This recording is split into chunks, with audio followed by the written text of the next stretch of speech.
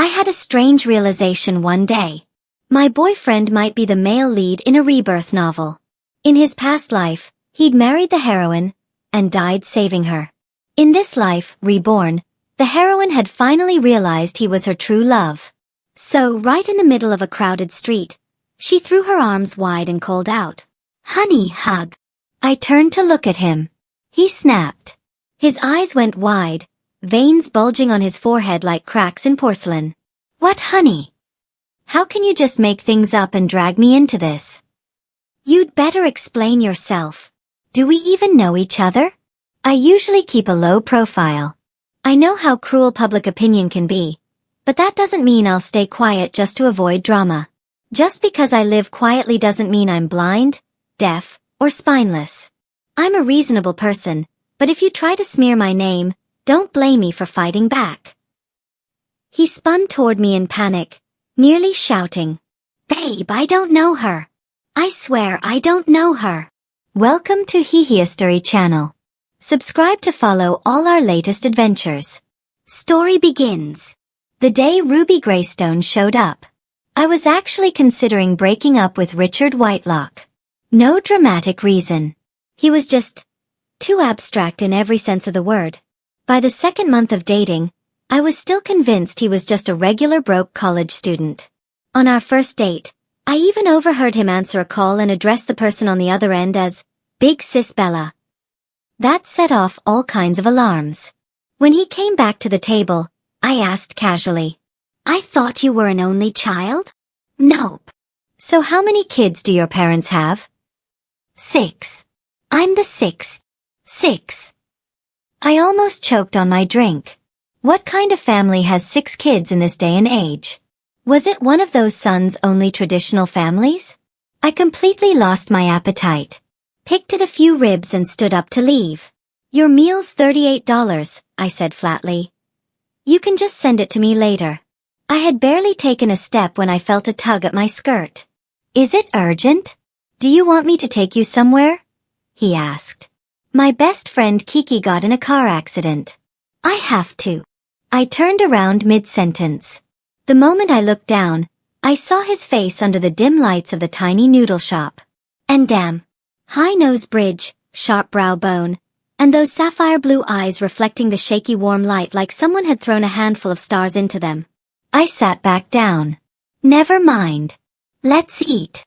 "Whatever. He's hot. It's just a fling."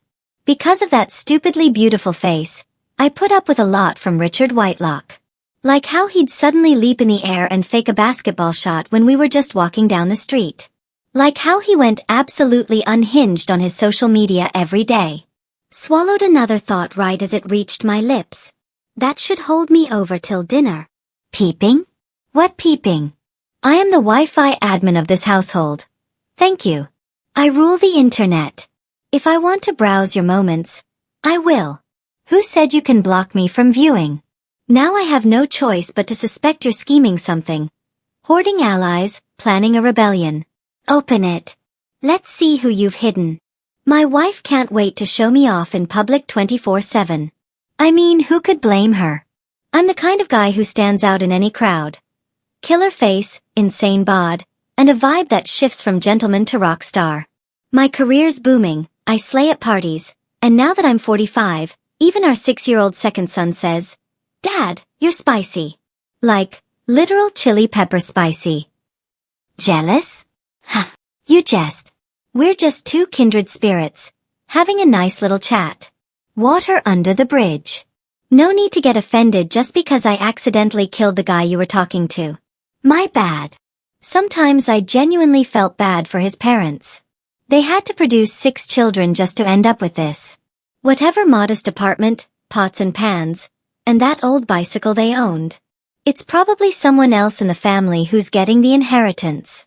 One weekend, Richard and I were walking through the shopping district. He got a phone call, turned to look at me, and after what seemed like some internal struggle said, "My parents want me home for dinner." "Joey, why don't you come with me?" Was he joking? I shook my head instantly. "You go ahead. I just remembered Kiki's still in the hospital from that car crash. I should check on her." Richard looked visibly disappointed. He gave me a long, almost puppy-like stare. But I didn't budge. Eventually, he left on his own. The moment he disappeared around the corner, I called Kiki up to keep me company.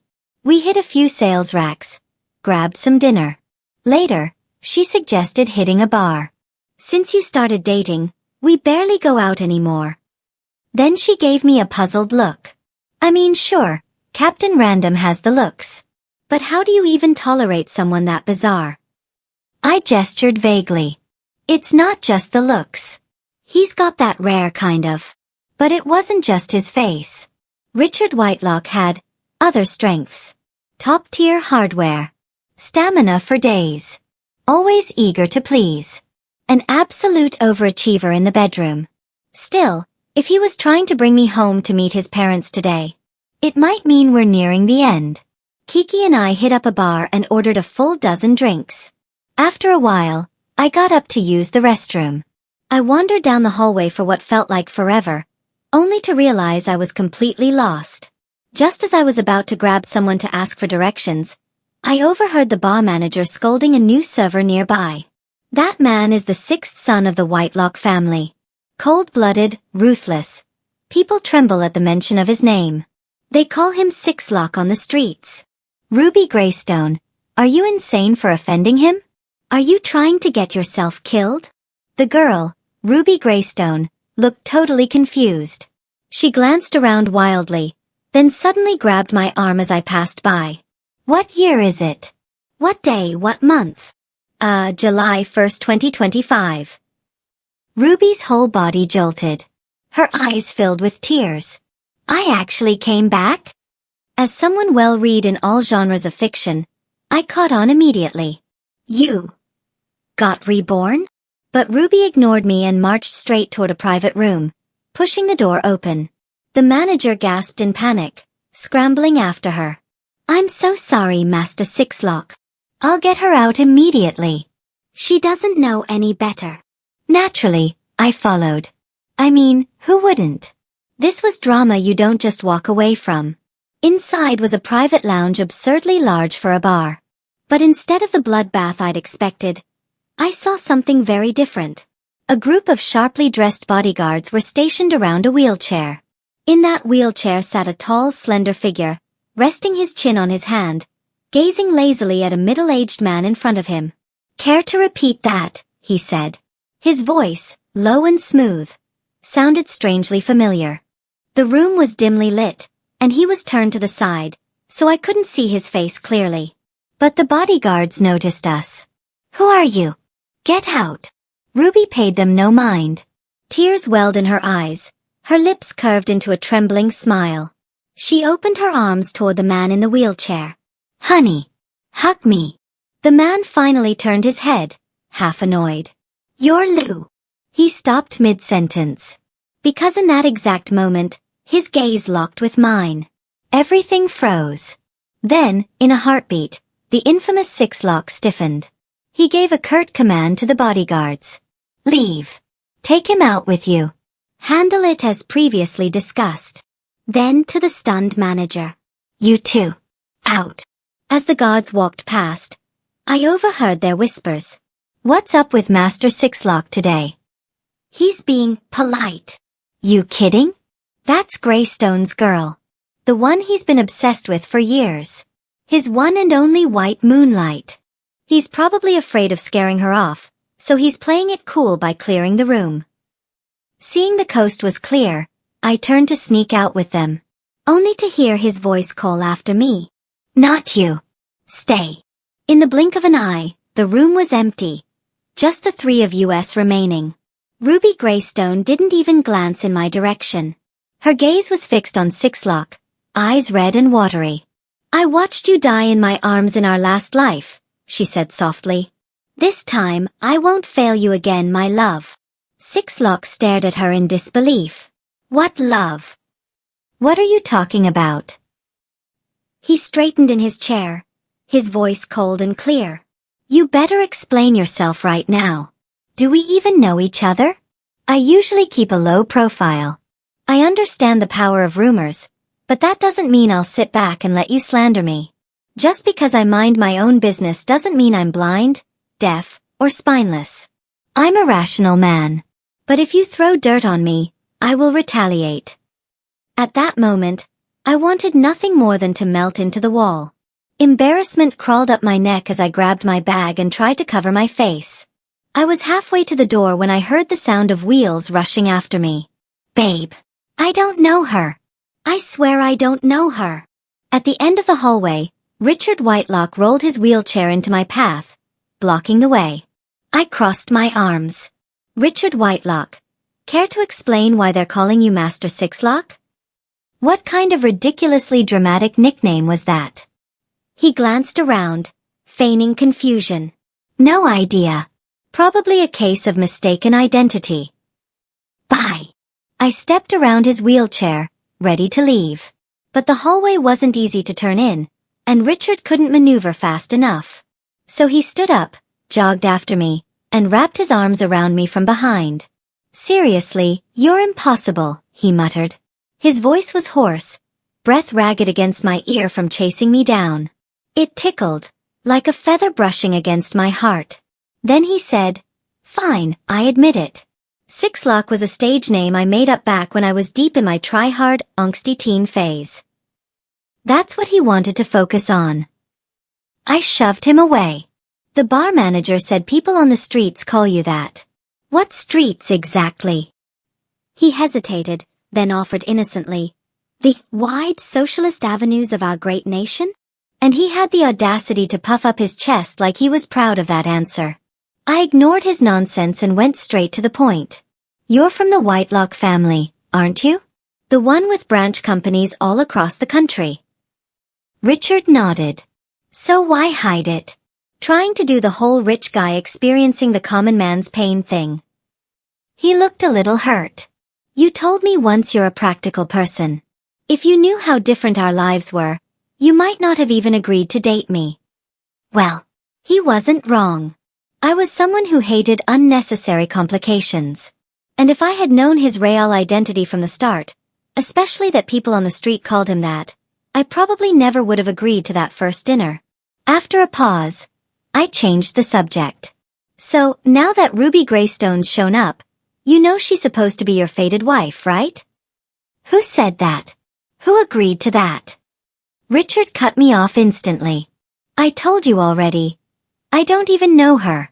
Why don't you believe me?" "Why?" "Because every single one of your bodyguards called her your white moonlight. And you're still here acting like you have no idea. Unbelievable. Truly a masterclass in rich boy theatrics." Even with all of Richard's usual nonsense, now that the truth was out, there was a cold, solid wall between us that I couldn't unsee. "You might deny it now," I said quietly. "But one day it'll change." I took a breath. "There's something I've been thinking about for a while. I'll just say it now. Richard Whitelock, we're breaking up." Back at our booth, Kiki blinked at me. "Where were you? You've been gone forever." "Ran into my ex, broke up on the spot." "What?" Kiki gaped. "He works here." "Something like that." I patted her arm. "All right, we've had enough to drink. Let's head home." Truth is, right after I told him we were done, Richard flat out refused. He whined, pouted, acted like a child.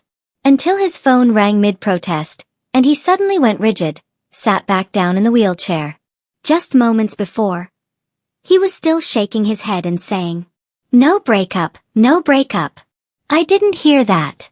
I didn't hear a thing. The very next second, he turned ice cold.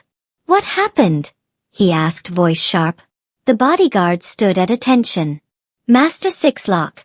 He jumped from the car. We tried to chase him down, but a passing vehicle struck him before we could reach him. Every time someone said, "Master Sixlock," my scalp tingled with second-hand embarrassment. It reminded me of that time in elementary school when I dressed up as a fairy godmother, waved a plastic wand at our school principal, and chanted spells hoping for a 3-day holiday. Richard raised a brow. "He's dead." "Not yet. He's in the hospital, critical condition. He stole too much money and got too many brothers killed," Richard said, expression unreadable. Dying would be too easy for him. Then without blinking he added, "Find the best doctors. Keep him alive. We've got unfinished business." I turned and walked away. This time, Richard didn't chase after me. On the way home, my phone wouldn't stop buzzing. Messages from Richard. Over 99 and still going. I didn't read a single one. Just hit mark all as read and tossed the phone aside. I wasn't breaking up with him just because he lied about Ruby Greystone. The truth was, he and I were never meant to be. We were from entirely different worlds. Clouds and mud, as they say. I'd read too many novels like this before. In these stories, the male lead would love the heroine with all his soul, across lifetimes, through death and rebirth. And the ex-girlfriend? She never ended well. The plot itself was an unstoppable force. I didn't want to be the villainess in someone else's epic love story. Didn't want to be written off, destroyed, or discarded the moment Richard decided I was standing in the way of his true love. I saw what happened to the man earlier, and I had no intention of ending up like him. My life went back to normal. Work, overtime, more overtime, and even more overtime. That endless cycle of soul-draining capitalism. Meanwhile, Richard Whitelock continued sending me over 99 messages a day. When I stopped replying, he switched tactics. Now it was Instagram DMs. A drowned fish, a bird afraid of heights, and you, who loved me. Haha, how could a fish drown? How could a bird fear the sky? How could you love me? Joey Kim. Do you even realize what you've done? You've committed a crime, animal abandonment. You left behind this loyal, obedient dog who only ever wagged his tail for you. I transferred him $50. Here's $50. I beg you. Please stop. He transferred me $50,000 in return. Voluntary gift. I beg you. Please don't block me.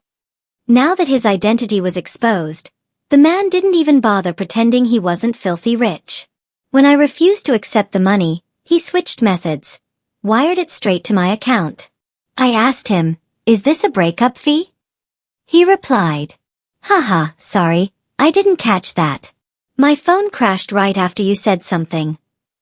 Or is it hush money? Don't worry. I won't say a word about what happened that night. He responded with a kitten emoji, complete with sparkling eyes. Knew it. You still care about me. Yeah, right. I just value my life. It became a daily routine. Every morning, like clockwork, he'd send me another $50,000 with the note, "Voluntary gift," just to check if I'd blocked him. If I didn't accept it, he claimed I still cared. Too noble to let money taint our pure bond. If I did accept it, he claimed I obviously still cared. Because why else would I take money from him and not anyone else? That's because no one else has sent me money, I said. If they did, I'd take theirs too. His reply. Just got into the subway. My iPhone 16 Pro Max, 16 gigabytes RAM, 1 terabyte storage, is losing signal. What did you just say? I rolled my eyes. Are you insane? You figured it out? Well, they say only the right medicine can cure a sickness of the heart. And you, Joey Kim, are my fluoxetine. My paroxetine. My sertraline. Send one more message and I'll block you. Silence. Finally. I had no idea how far his little subplot with Ruby Greystone had progressed. Logically, she should have been chasing after him right now, trying to clear up misunderstandings from their past life, launching into a full-blown tug-of-war romance. So why was he still wasting time harassing me? For a second, I doubted the female lead's work ethic. After another late night at the office, I sat in a convenience store eating a cold, pre-packaged sandwich. A call from an unknown number came in. I hung up. It rang again. And again. Finally, I picked up. No, I don't want insurance. I'm not getting a loan. I don't need a house. I don't want a new phone plan. And I have no money to invest in a shop. A low voice responded.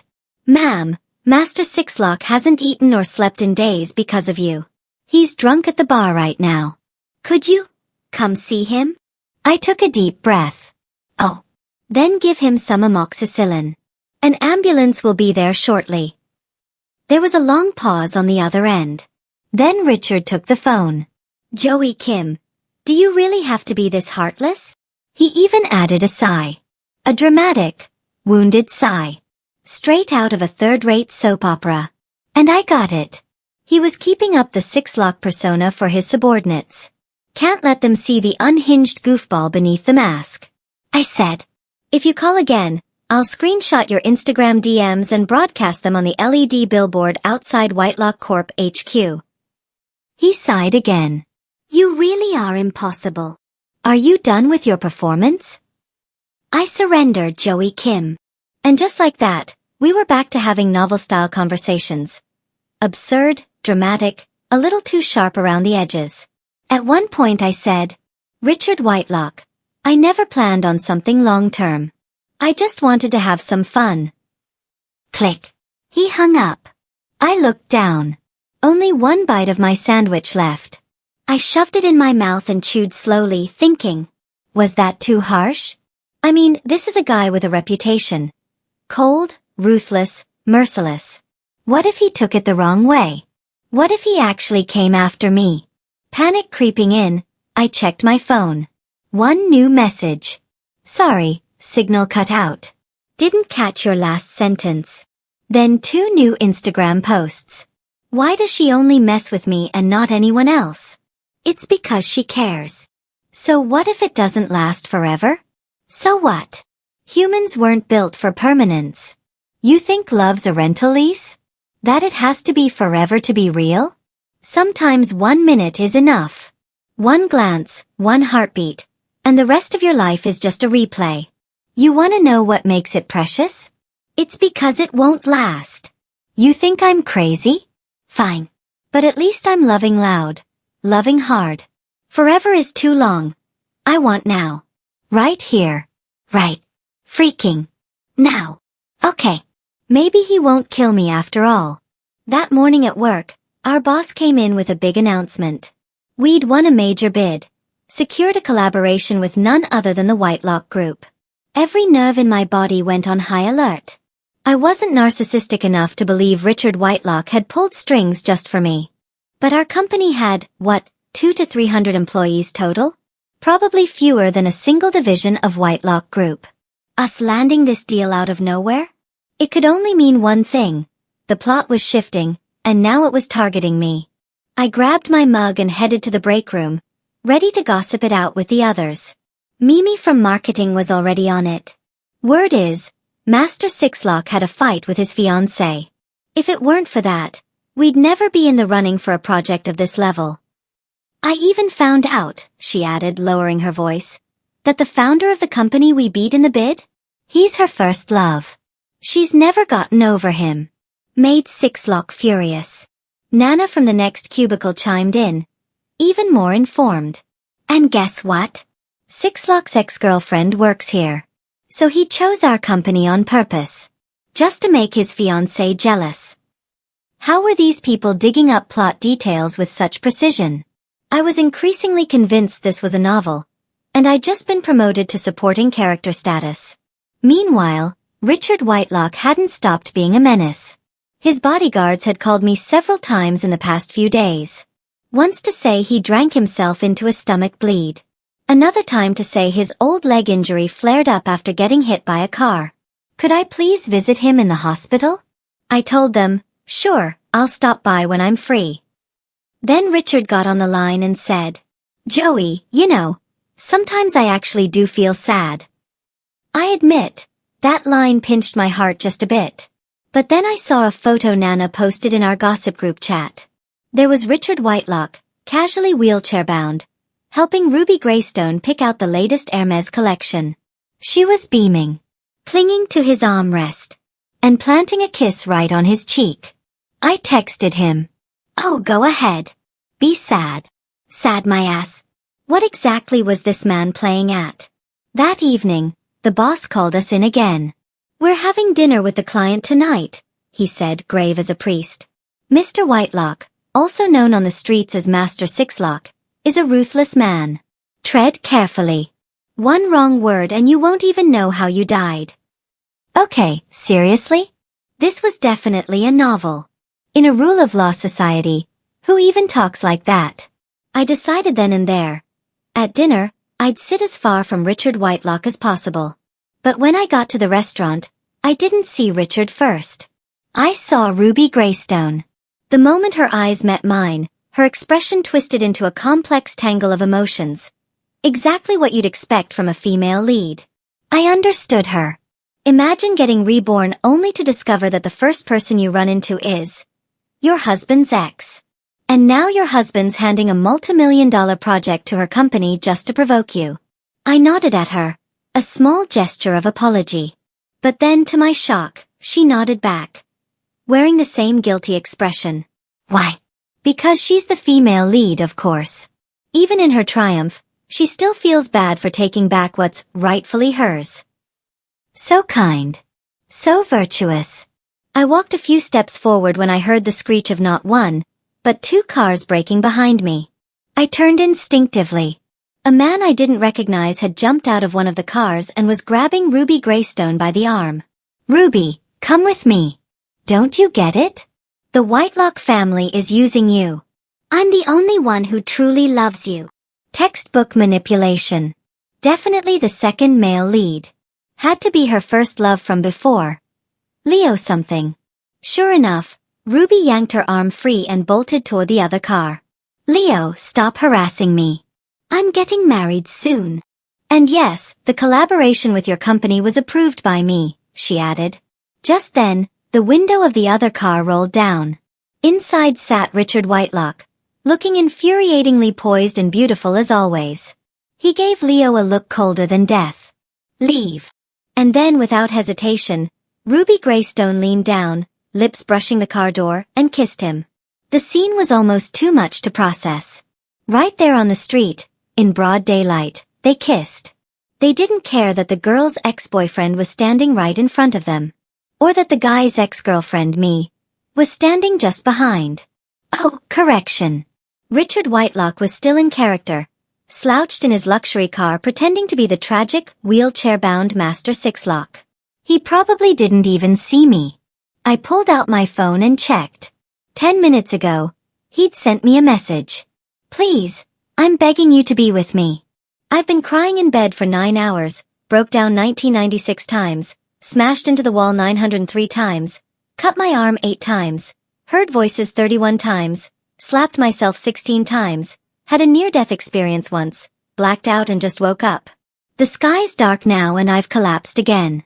Because no matter how hard I try, I can't figure out how you became so irresistibly charming. It's unbearable. Honestly, if he kept going like this, I was afraid he might actually develop a split personality. For the sake of his mental health, I blocked him. Then I called my boss. Kiki just went into labor. I need to go to the hospital with her. Can I skip tonight's dinner meeting? He agreed. I turned around, hailed a cab, and went home. On the way, I stopped by a convenience store and bought 2 cans of beer. It wasn't until I saw myself in the mirror at home that I realized I'd been crying, ending whatever it was between me and that gorgeous, complicated man. A little sadness was only human. But I told myself, this wasn't because I had feelings for him. Absolutely not. This time, Richard didn't try to contact me from another number. His bodyguards didn't call either. I figured the story had finally moved on. The project with Whitelock Group went surprisingly smoothly. They didn't give us trouble. In fact, they kept offering generous terms and concessions. Every day, our boss walked around the office beaming like he'd won the lottery. I kind of wanted him to cut me a check out of gratitude. Nana still shared updates in the gossip chat. Apparently Leo Peterson still hadn't given up. After Ruby Greystone made it clear she'd cut ties with him, he'd gone off the rails and started working with Whitelock's enemies. Now they were locked in a full-on feud. Nana sent a worried message. I was kinda rooting for the Ruby times Sixlock ship. You think the Whitelocks will be okay? I replied. They'll be fine. Why? Because they're the main couple, I typed. Then I deleted it. Instead I sent, because I ship them too. Nana flooded the chat with shocked emojis. No way. I thought you liked Sixlock. I answered with my own string of shocked emojis. Why would you think that? Well, that time in the break room when we were sharing snacks. And the time in the cafeteria. Every time someone mentioned his name, you looked so sad. We even joked like, what if you were that mysterious ex everyone talks about? Turns out, there are no secrets in this world. Even background characters aren't as clueless as they seem. I exhaled slowly. Come on. If I really were his ex, I'd be off spending my 7-figure breakup settlement somewhere sunny. Not working overtime with you lot until 10 p.m. just to submit receipts for taxi reimbursements. Nana sent, okay, that hurt a little. Don't know if she believed me. But life went on, quietly and uneventfully, just like that. Until one night, after work, I was standing outside, waiting for my rideshare app to find me a car. A call from an unknown number came in. I assumed it was the driver. But no. It was one of Richard Whitelock's bodyguards. Ma'am, please. Come see Master Sixlock. One last time. I held my phone to my ear in stunned silence for a whole minute. Then I asked, ever heard of the boy who cried wolf? The bodyguard said nothing. I added, if he actually dies, let me know. And hung up. I stayed there, still waiting for my Uber. But it was a Rolls-Royce. The door opened, and out stepped Ruby Greystone. She looked at me, her expression serious. Miss Kim, please come with me to see Richard Whitelock. One last time. Is it April Fool's Day? I got into the car half in a daze, still trying to make sense of everything. Isn't Master Sixlock your fiancé? If something really happened to him, why would I be the one to say goodbye? It's not Sixlock, Ruby Greystone said quietly. It's Richard Whitelock. She handed me a photo. I glanced down, and for a second, I thought I was hallucinating. In the picture were 2 Richard Whitelocks.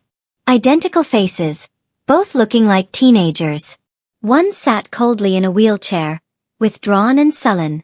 The other stood beside him, grinning like an idiot, flashing a peace sign toward the camera. Twins. I turned to Ruby, stunned. What the hell is going on? I don't know all the details, she said. All I know is, he was shot protecting Robert Whitelock. That's why he's in emergency care right now. I'm sorry. My mind scrambled to piece it together. Robert Whitelock. Is that your husband? Ruby nodded. Then who's really Sixlock? Robert or Richard?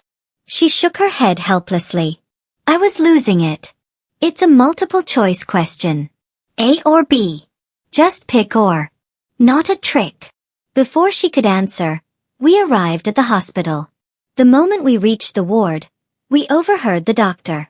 Richard Whitelock is critical. His blood loss is severe, and his blood type is extremely rare. The blood bank doesn't have what he needs. Ruby bolted forward like an arrow. Take mine. I have plenty. But a cold voice cut through from the side. Robert Whitelock, still sitting in his wheelchair, spoke up calmly. Ruby, you're type O. Not compatible with his. I looked at him. And you? We're direct blood relatives, he said. I gave him a thin, sharp smile. Oh, so you do remember. I thought maybe you'd forgotten. His expression darkened, turned glacial in an instant. I turned to Ruby. You're the heroine, right? The reincarnated female lead? How come your blood type's so basic? She lowered her eyes, full of guilt. I'm sorry. Whatever. I sighed and stepped toward the doctor, rolling up my sleeve. Take mine. I'm RH null. Yes. RH null. The rarest of rare. When I was a kid watching idol dramas, I used to fantasize that having this blood type meant I must be the hidden protagonist. But the older I got, the more ordinary my life became.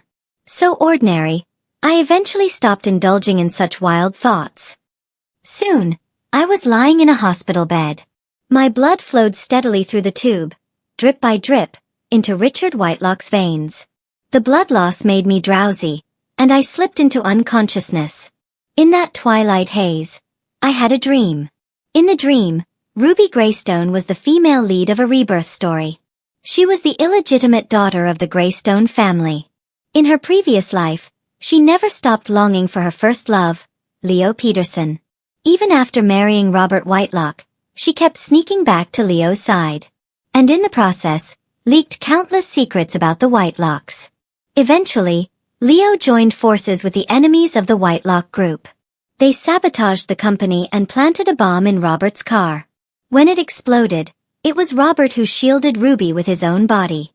He died to protect her. Then, Ruby was reborn. In her new life, she finally realized who had truly loved her all along. Back in high school, it was Robert who broke the legs of the boy who bullied her. When the Greystones tried to marry her off to a sleazy old man for a business alliance, Robert showed up at their doorstep and proposed, demanding her hand himself. He had loved her longer and deeper than she had ever loved Leo. So Ruby began her grand pursuit. She worked to make amends. Eventually, through misunderstandings and reconciliations, she and Robert took down Leo together and finally found their happy ending. But what about Richard Whitelock? In the dream, I flipped through the story again and again, only to find two lonely sentences buried deep in a corner of the plot. Fortunately, Robert Whitelock had no knowledge of the Whitelock family's shadier dealings. Most of those were handled by his twin brother, Richard Whitelock. In the end, Richard was sentenced to 13 years in prison. But by the third year, he was severely injured and died behind bars. The moment I opened my eyes, I was startled by a face looming way too close to mine. "What are you doing?" I asked. Richard Whitelock replied matter-of-factly, "Counting your eyelashes." I sat up. My head throbbed in waves, but I was already scanning my surroundings. Same hospital room. Same bed as yesterday. Only difference? The distance between our beds had gone from 2 meters to 0. "I think a double bed suits me better," he muttered, shifting beneath the blanket. His face and lips were still pale from blood loss. "But seriously, wifey, what are you doing here?" "Wifey." I had to remind him. "We broke up, remember?" He blinked at me. "What was that?" "We broke up." He tilted his head. "Sorry, I missed that last part." I gave him a long, deadpan stare. I didn't want to argue. I got straight to the point. "What exactly is going on?" "Oh, nothing dramatic," he said easily. "I just occasionally take my brother's place when he needs someone to handle things that are too risky or too messy." He clearly understood what I was really asking. "You see," he continued, "to the public I don't exist.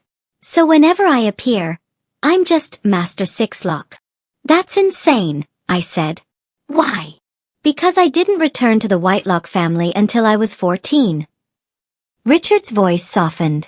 "When I was really young, I was kidnapped by our enemies. They threw me into a river. Somehow, I didn't drown. My grandfather found me. He raised me, picking through trash to survive. When he died, I took over his route. One night, after school, I was collecting bottles near a bar when someone from the Whitelock family recognized me. They brought me back, ran a DNA test. It was positive. But my parents weren't exactly thrilled. They felt one heir, my brother Robert, was more than enough.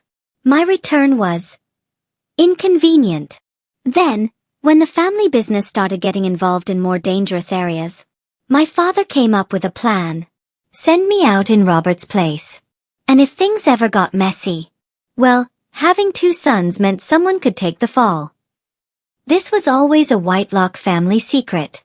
That's why I couldn't tell you before. But the last operation wrapped up a few days ago with police cooperation. We've cut ties with all the shady stuff. For now, things should stay quiet." He said all of this so calmly, even with a smile. And I just wanted to cry. In my mind, I screamed, "Joey Kim, you're screwed. You just felt pity for a man. This is how you fall into the black hole of love." Richard rolled closer, grinning. "So tell me, wifey, why did you come? And give me blood, no less." I shoved his face away with a deadpan expression. Because your bodyguard called and told me to come say goodbye. And because I'm RH null too. Richard got emotional. Visibly. Unfortunately, his left leg and right arm were both still injured. So he had to stretch awkwardly with his left hand just to grab his phone and post on social media. You guys will never understand what it's like to literally share the same blood with your wife. This time, thanks to our beds being right next to each other, I finally saw the comments. Bro. Falling for your twin sister is not the move, skull. 2 weeks later, Richard was discharged from the hospital. During his entire stay, only his sister Bella and his twin Robert came to visit. His parents? Not once. I said, didn't you say you wanted to take me home for dinner? No time like the present. The Whitelock estate was a peaceful, secluded manor just outside the city. Our Uber wasn't allowed past the gate. So I called Ruby Greystone and asked her to send Robert to come get us. He didn't. The butler did. Impeccably polite. Perfectly formal. Nothing to complain about. But Richard's parents? They looked at him like he was back to steal the throne from their precious golden boy. At dinner, the passive aggressiveness ramped up. Richard, his father said, I know you've been through a lot. And you probably have some resentment. But you also understand this business is massive. It can't be managed on a name alone. I understand, Dad. I really do, Richard replied with a calm smile. I'm not here to talk about the business. I'm here to introduce someone. He looked at me and reached for my hand. This is my girlfriend, Joey Kim. And I'm going to marry her. The moment Richard Whitelock's parents turned their sharp eyes on me, I could feel them scanning me head to toe, like they were trying to see straight through to my motives. I smiled sweetly. So you two are still alive? For a second, I thought Richard was taking me to the cemetery to meet you. I figured, since my parents are down there too, we could all sit down and play a round of Uno. Their faces dropped like rocks. Robert Whitelock, sitting quietly until now, glared coldly. How utterly uncivilized. Well, I replied, tone still pleasant.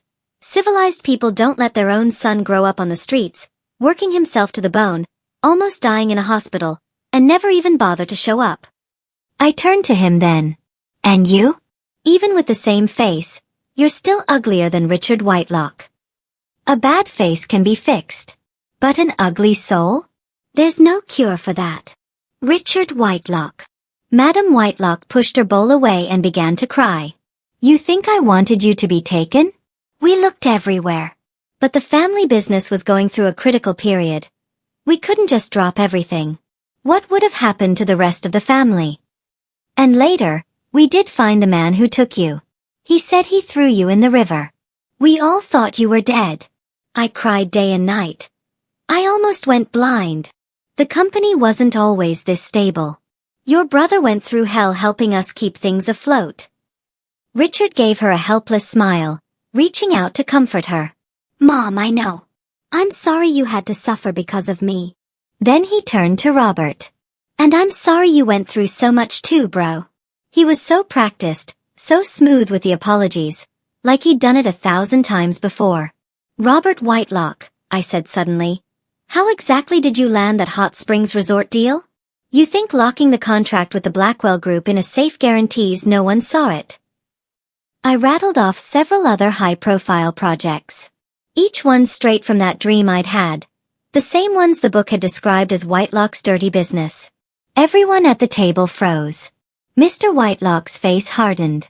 Miss Kim, I can make sure you never leave this house. I can make sure you never speak again. Are you sure you want to go up against me? Dad. Richard's voice cut through the tension. The smile on his face had vanished, replaced with a calm so sharp it could cut stone. I didn't come here empty-handed. They stared at each other for a long beat. His father gave in. What do you want? Richard turned to me. Joey. What do we want? In the end, I asked for a large sum of money. And several properties under Richard's name. As for the Whitelock family business, I thought about the original plotline, and knew it was better if he stayed far away. I didn't get with you for the money, I told him after we left the estate. I didn't want him to misunderstand. It's just, they've treated you horribly. If they can't give you love, then they can at least give you compensation. Even if we break up one day, the money's still yours. It'll be enough for you to live a happy, secure life. Richard looked sour. You're always trying to break up with me. Because the future is uncertain.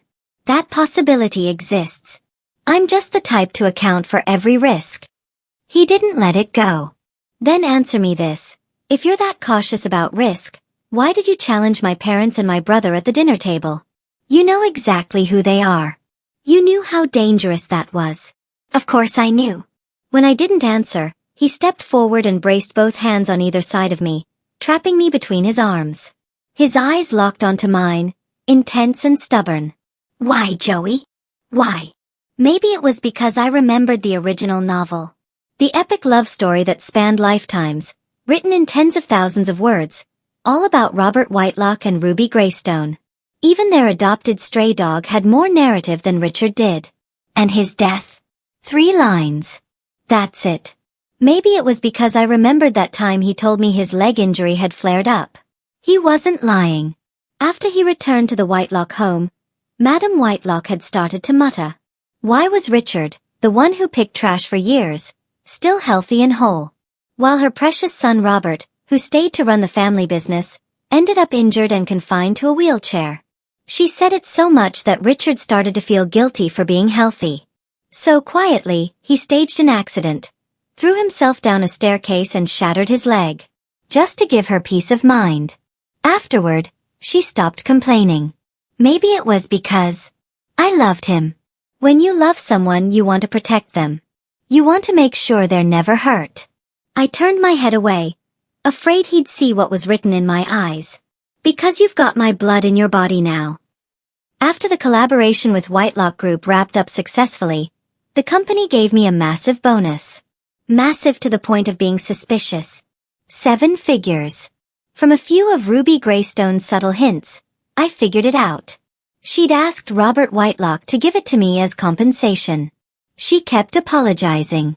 I'm sorry, she said over and over. In the end I had to tell her, out of everyone involved, you're the one who doesn't owe me an apology. But Robert, I cut her off gently. I know. Everyone has their own reasons. He treated you well, and that's enough for you. Ruby fell silent after that. The truth was, we weren't even close enough to be casual friends. And she was never going to give up her destined love just for a man like Richard Whitelock, a stranger to her. So I resigned. Right before exiting our little gossip group chat, Nana messaged me. Off to blow your breakup money on champagne and yachts? I replied, take a guess. I brought Richard Whitelock to meet Kiki. He arrived with several large boxes of calcium supplements. Nice to finally meet you. So you're out of the hospital? I glanced at my phone. Kiki had already messaged. What imaginary disease did I get this time, Joey? First it was a car crash, and then a surprise second baby? Joey Kim, I will kill you. I reached into my bag and tossed her a 50G gold bracelet. Birthday present. Kiki's mood did a full 180. She snatched the bracelet and turned to Richard with a huge smile. So thoughtful. This is exactly what I needed after my hospital stay. I approve, you're a good pick. During dinner, Richard excused himself to the restroom. Kiki leaned in. So, Captain Random went legit for you. I frowned. What? Then I remembered that bizarre night at the bar. Realization hit me. Oh no. He never actually worked in that business. So what does he do? I hesitated. Thinking about the Whitelock family's shadowy arrangements, I decided that being a male model sounded safer. So I nodded. Yeah. He went legit. On the way home, Richard suddenly turned to me. I have a secret to confess. I blurted. Wait, were you actually a male model? His eyes widened. Why, no. Then he handed me his phone and showed me his Instagram. I nearly dropped it. Richard Whitelock was a romance influencer. 6-figure follower count. Verified. And the things he posted on, somehow even more unhinged than his personal feed. No matter how strong a man appears on the outside, deep down, every man is just a soft, affectionate little kitten in need of love. I wasn't actually falling for her. It was strategy. I only pretended to be obsessed. It was part of my plan. Everything's under control. Don't ask. I've got this. Wife, if I offer to help scrub your back in the shower, you only need to say, thank you. Not who are you, or how did you get in here? That's just rude. She hit me today. But if she has the guts to hit me, she has the guts to conquer the world. That's the kind of woman I want by my side. I handed the phone back. You're honestly good at every job you try. I've got sponsorships now, he said proudly. Each ad deal brings in tens of thousands. He scooted closer, resting his perfect cheek in my palm. With or without the Whitelock name, we're going to live a damn good life. My brain tried to kick in. Richard, have you considered that if I hadn't been around maybe? He cut me off. If you hadn't been there, I would have died in prison during my 3rd year. I froze. He looked at me calm. Outside, the last light of the sunset lit up his face. All the abstraction was gone. He looked devastatingly beautiful, quiet and serious. Joey, he whispered. I had that dream too. Then he leaned in and kissed me. His voice was hoarse. I think he might have been crying.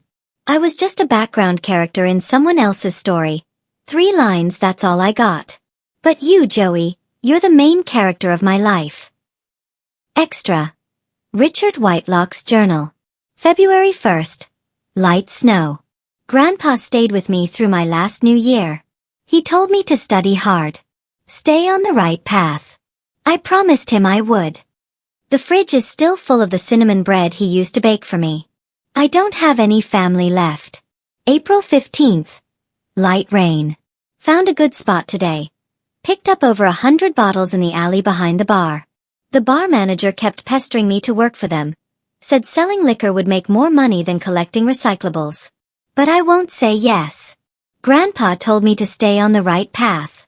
I still remember. May 9th. Light rain. They said I'm part of the Whitelock family. Asked me if I knew what that meant. Am I supposed to? I googled it. Turns out they're filthy rich. If only I'd met them sooner. Maybe then I could have saved Grandpa. May 26th. Sunny. First day living at the Whitelock estate. I miss Grandpa. July 14th. Sunny turning to cloudy. It's my brother's birthday today. Also mine. But Mom didn't look happy. I know why. My brother's leg injury flared up again. A photographer came to take family portraits. I'm not used to being photographed, so I accidentally flashed a cheerful smile and made a peace sign. After the shoot, Mom looked disappointed. Your brother's in pain, and you're smiling? You weren't raised with us. Of course there's no bond. I apologized immediately. She stared at me for a long time, saying nothing. August 9th. Heavy rain. At breakfast, Mom barely touched her food. She kept staring at my legs. She said, even a trash picker managed to raise you healthy. I said I was sorry. She asked, what are you apologizing for? I didn't know. Maybe for being healthy. September 1st. Sunny. Played a game with myself today. Pretended to be blind. Wanted to see if I could make it from my room to the first floor with my eyes closed. I couldn't. I fell down the stairs. They're steep. My leg hurts. Feels like the bones cracked. But somehow my heart feels calm. Maybe now Mom will stop staring at my legs. September 17th. Heavy rain. Mom and my brother came to visit me in the hospital. I told them, smiling. The doctor said my leg might never fully heal. I guess I'm just like you now. Mom got angry. She said, Robert is nothing like you. I guess. I said the wrong thing again. March 6th. Light rain. I've lived in this house for 2 years. Finally, I'm being given a job that's useful to the Whitelock family. My brother asked me, Do you know what this means? I said I did. He looked at me like he was seeing me for the first time. Truth is, I understand a lot more than I let on. But sometimes, when you can't fix anything, clarity only brings pain.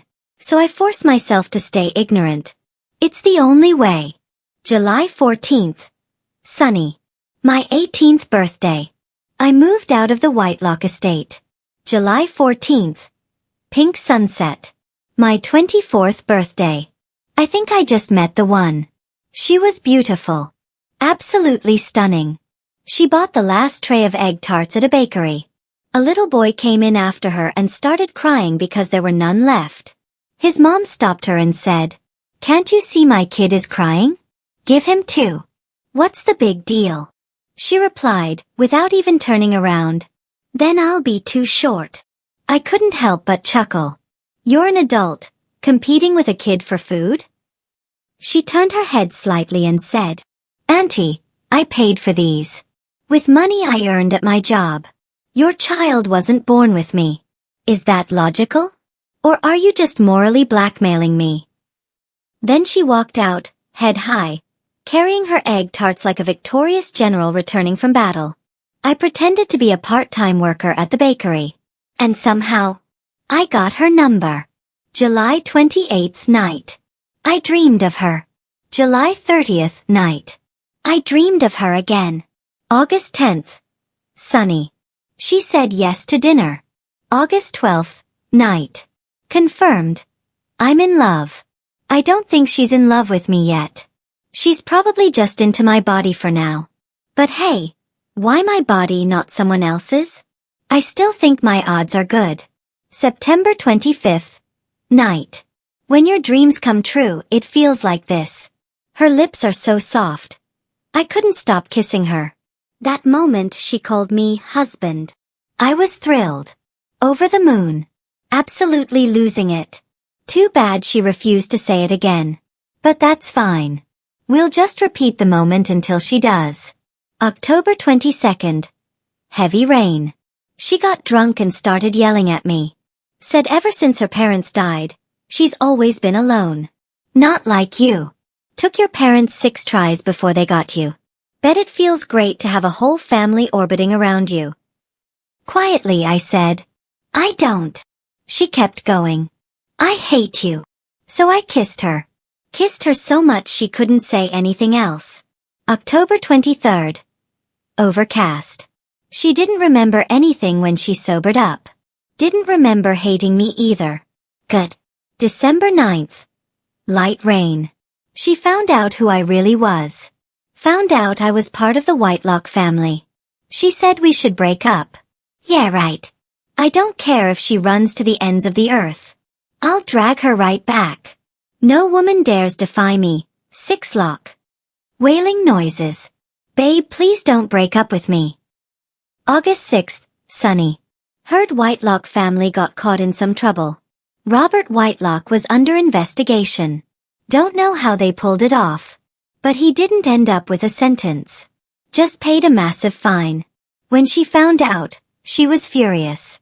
Called the Whitelock estate and chewed out my parents and Robert. She looked so fierce when she was mad. So dazzling. When she hung up, she ordered me to wash her fruit. I pretended not to notice her red-rimmed eyes. But I knew. Because I'd had that dream too. 13 years. Reduced to a fine. August 7th night. The truth is, I've always known. She's calm, logical, risk-averse. She would never throw herself into danger. Not unless it was for something that mattered. And for me, she did. She gave me recklessness from someone who usually only chose self-preservation. I love her. The end. Thanks for stopping by. Subscribe and hit the notification bell so you don't miss out on any new videos.